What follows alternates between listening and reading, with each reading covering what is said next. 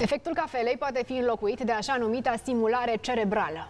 Vorbim despre un procedeu la care apelează tot mai mulți oameni, chiar la ei acasă. Este și cazul celor care au rămas cu sechele după ce au suferit de COVID-19, care datorită stimulării cerebrale se bucură acum de un boost de energie.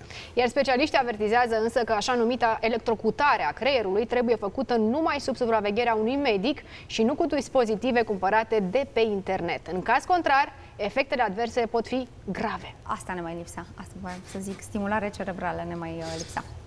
Look at the device. You can actually buy this on Amazon for about $100. It almost looks like you're jump-starting a car, but you're jump-starting your brain a little bit. That's kind of what's going on. And so we have a definition here from Johns Hopkins. Basically, it's a non-invasive, painless, there's no pain involved, brain stimulation that uses electric currents to kind of jazz up little parts of your brain that may help with things like depression and brain fog. We've talked a lot about people who've had COVID and recovered and are suffering from brain fog. So that's definitely a big reason why people are jumping to try this. How does it work? Is it safe to even do this by yourself at home without supervision? So there are a lot of people who have been doing this by themselves for years, like you mentioned. And, I'm not up here to come up and say, stop doing this by yourself. That's not the point. The point is make sure your doctor is aware. Make sure this is something, if you can, you are doing it under medical supervision, because there are some side effects that you want to be aware of.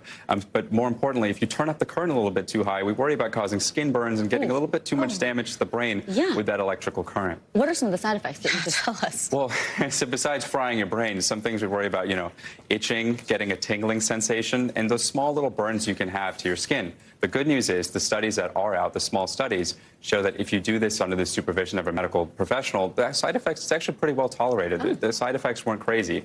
But what we worry about is this wild, wild west, this DIY, Amazon to your doorstep, a brain zapper.